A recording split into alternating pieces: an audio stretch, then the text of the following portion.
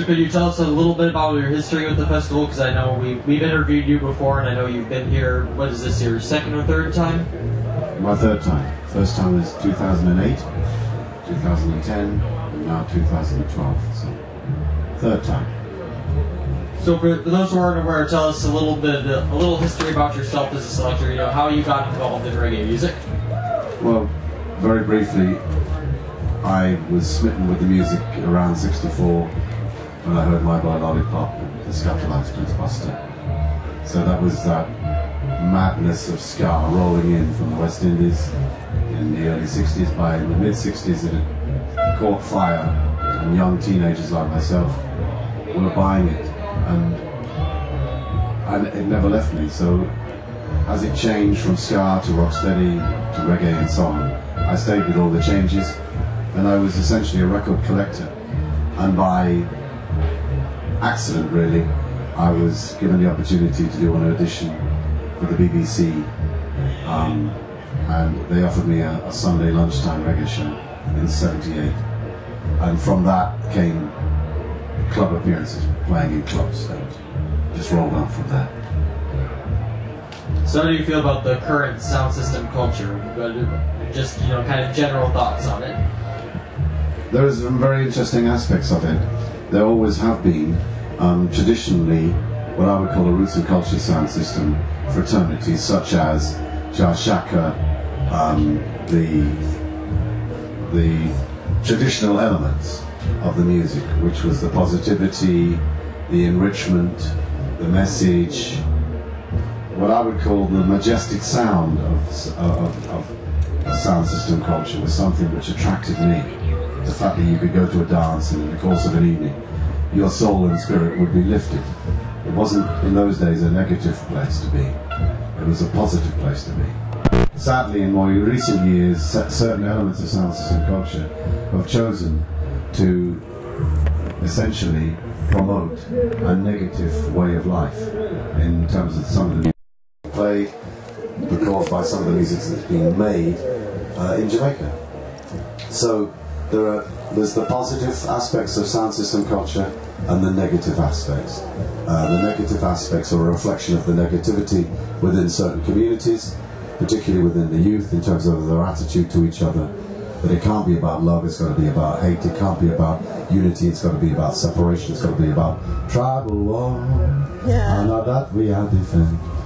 And that was the essence of this music, that it was about people preaching a positive message. I mean, if you wanted to feel a positive spirit, all you have to do is walk around the fairground today, the site of this amazing festival, which is a gathering of brothers and sisters and like-minded souls who have been moved by this music over the years. Israel Waiboshi, Linton Kwesi Johnson flew the Atlantic to be here, so did I. And there are people who are not here physically but are here spiritually because of what this festival represents for the positive aspects of this music. And it was the positive aspects of this music which made it so universally recognized and acclaimed. Why did it have such an influence on Paul Simon? Why did the Beatles do Obla Di Obla Da? It wasn't just a crazy backbeat, it was a whole culture. And we know that without Rastafarianism we wouldn't have the music we have. The birth of that, the development of Rastafarianism and the influence of the music was incredibly powerful. So we're left now in a kind of slightly vacuous state with sound system culture. The whole concept of dub clashing and sound system clashing is, frankly, boiled down to the gravy. And I think if sound system culture is to continue with clashing, there would have to be a very, very basic, simple rule which would have to be introduced. That in the 1-for-1, there was to be no music played by dead artists. This would be the only way of giving hope to new young selectors with ideas, because it's not fair on them. They haven't got a hope in terms of securing dubs by people who are obviously no longer with us. Even if they get other artists to sing over their songs, they'll be mocked and teased for it, and I don't think it's fair.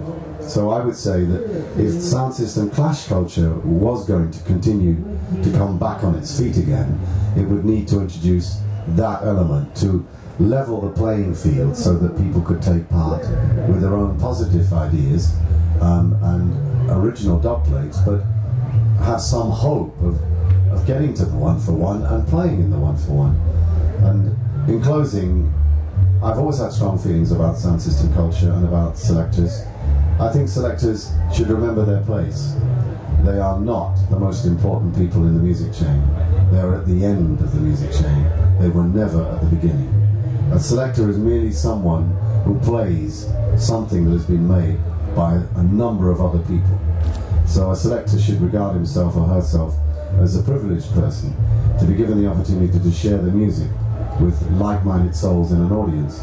Because without the engineer, without the producer, without the musicians, without the singers, without the songwriters, and back in the day without the record pressing plants and so on, there were no records to play and DJs had nothing to do.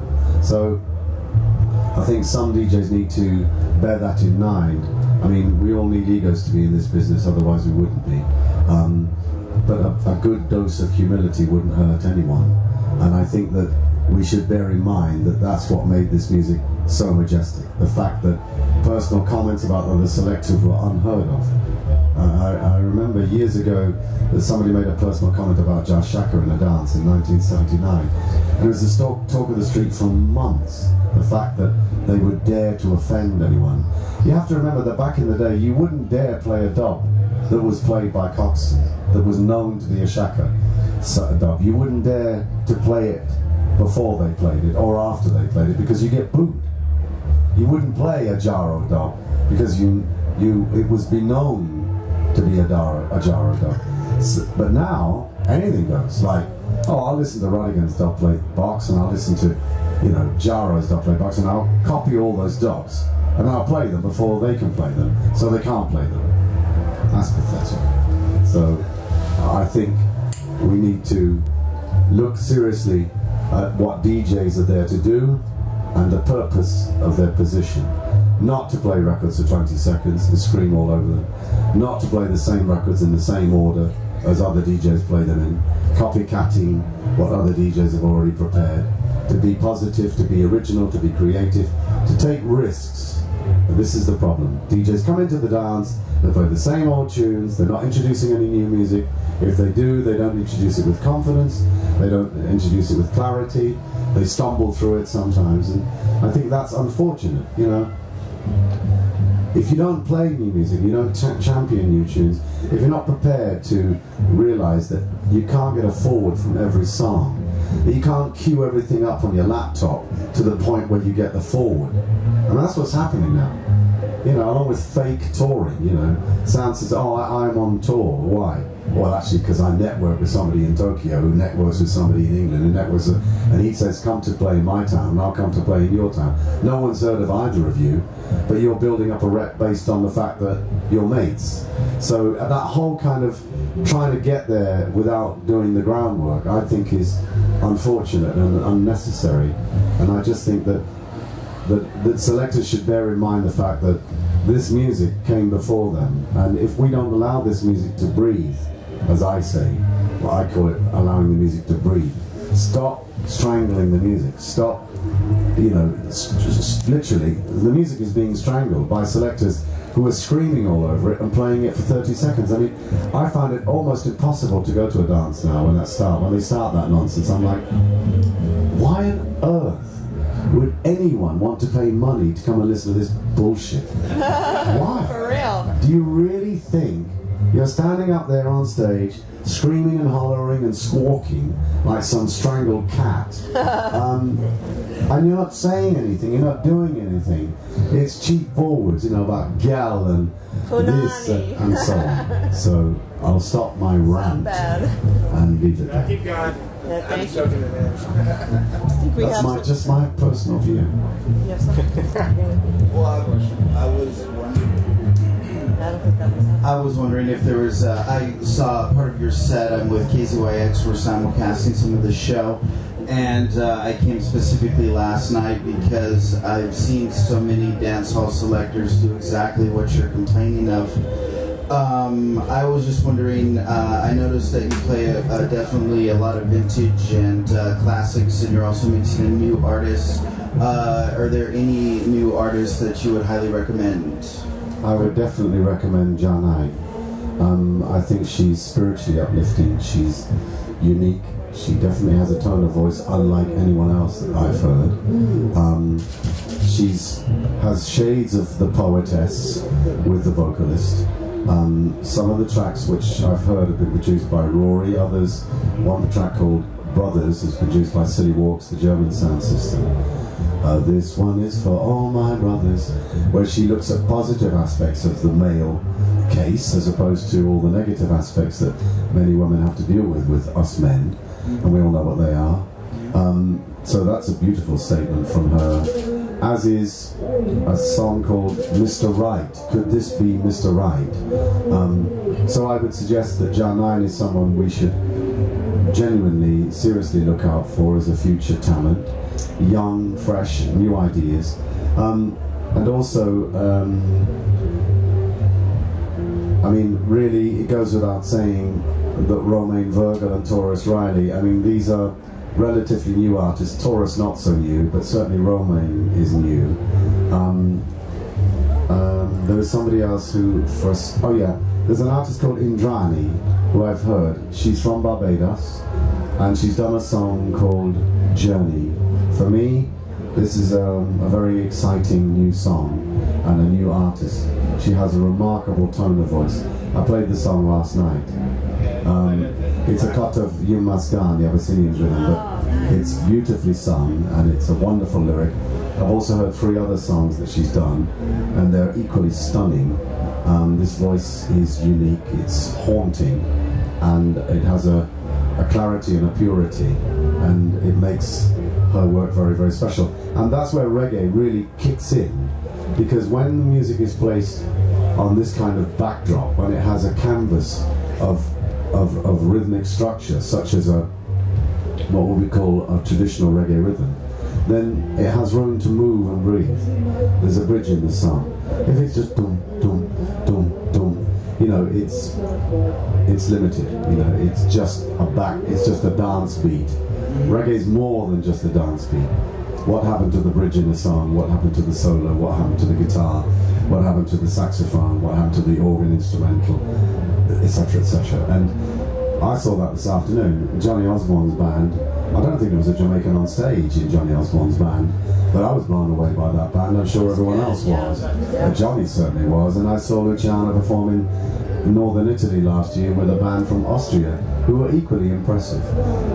Because it just goes to show that, you know, the days of the white man can't sing the blues. If you apply that to reggae music, you'd have to say that that's no longer true. That if you have a spirit and a soul for the music, it is perfectly possible for you to play it with authenticity. And I defy anyone not to have turned their back on that performance this afternoon without seeing that band and tell me that that band was not Jamaican. I think they'd be astonished to turn around and find out that they were not a Jamaican band.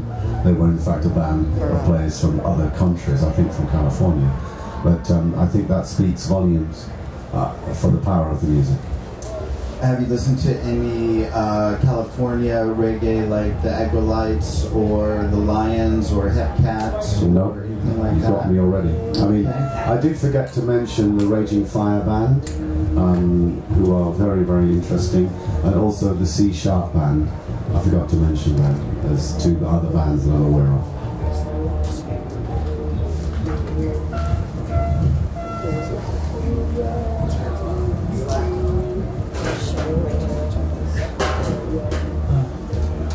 Two questions.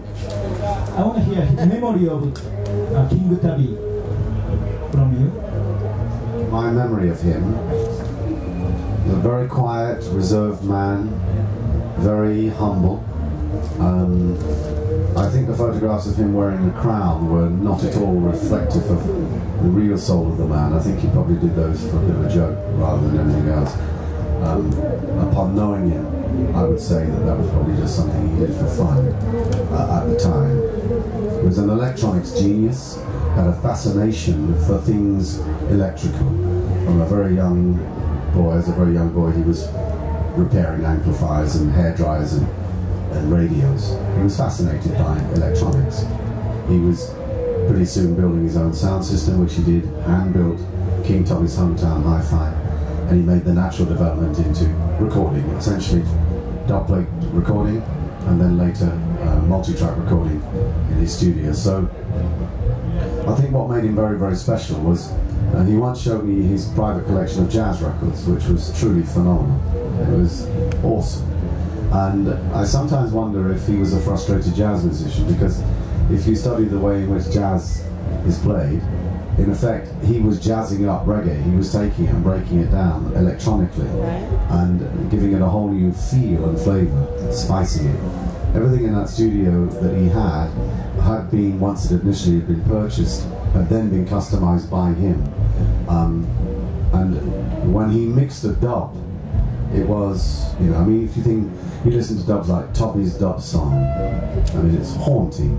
Listen to the obvious ones, King Tubby Meets the Rockers Uptown, another obvious, yes, because it was so important and so significant and such a powerful fusion with him and Pablo. So, a sound system man at heart, with a sound system which he built by hand, which he played out in Western Kingston. It was famously loud and clean and pure, and a fascination for the music. I mean, he was the one that discovered the Firehouse crew. They were his proteges at his studios. He did a lot to enhance and encourage what we now recall digital reggae. He created that rhythm with the young Firehouse crew. They were young boys at the time, and he took the music to another level, and was tragically murdered, as we know. Thank you.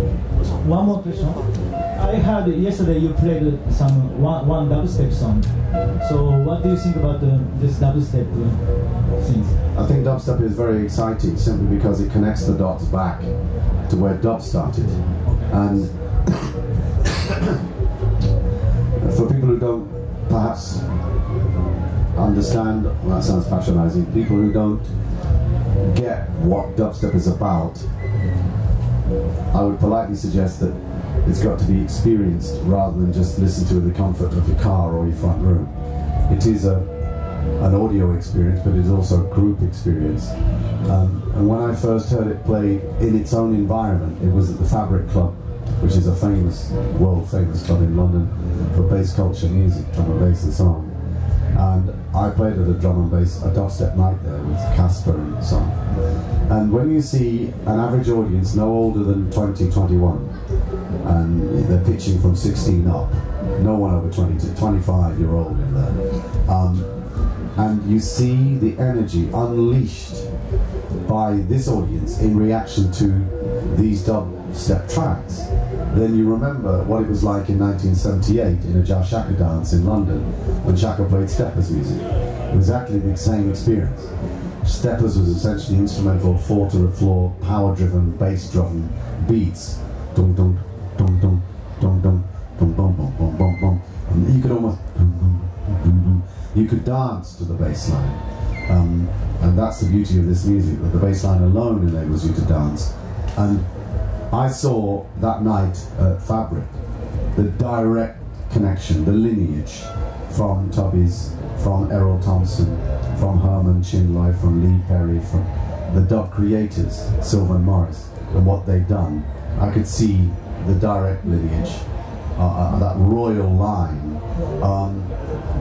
And dub, it seems to me, has always had an appeal to younger people. And you can go to dubstep sessions in England, and it's a very young audience. Something that stimulates young people in such a way and turns them on. So I would say that dubstep is an important, significant step in the development of the music because it has a direct connection to reggae. Hello. Jacqueline with the Northwood Opinion. We're an alternative newspaper in Northern California. How did you feel about last night's show?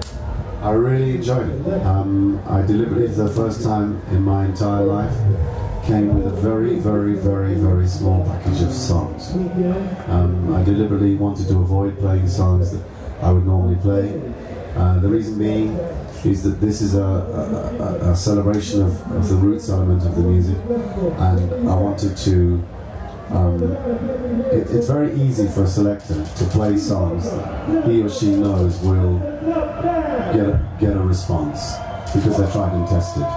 So by deliberately not playing, bringing certain songs, I couldn't play them. And so I came with the inner sleeve of my CD pouch. So it was just the kind of carry-on, if you like. Not even the carry-on, the carry-on of the carry-on. It was very limited.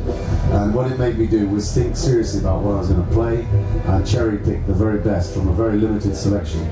And I had in mind the audience that I experienced here on 2 previous occasions and what I thought they would like to hear. So I tried to do just that, and what I got was just a whole ton of love back. It was a lovely experience. Thank you. I think we need to wind it up because Dennis has started, so I know you want to see the show. So I would love to see the show, yes. Is anybody else in here? Are you going to play in California or North America anytime soon? No, that's it for this year. Maybe next year, but at the moment nothing else because the year is completely booked, so it's back to Europe. Thank you for coming to California. How do you feel about Rory? How do I feel about Rory? Sound clash. I love Rory, yes. I'll be there. Awesome. All right, thank you, David Rodigan.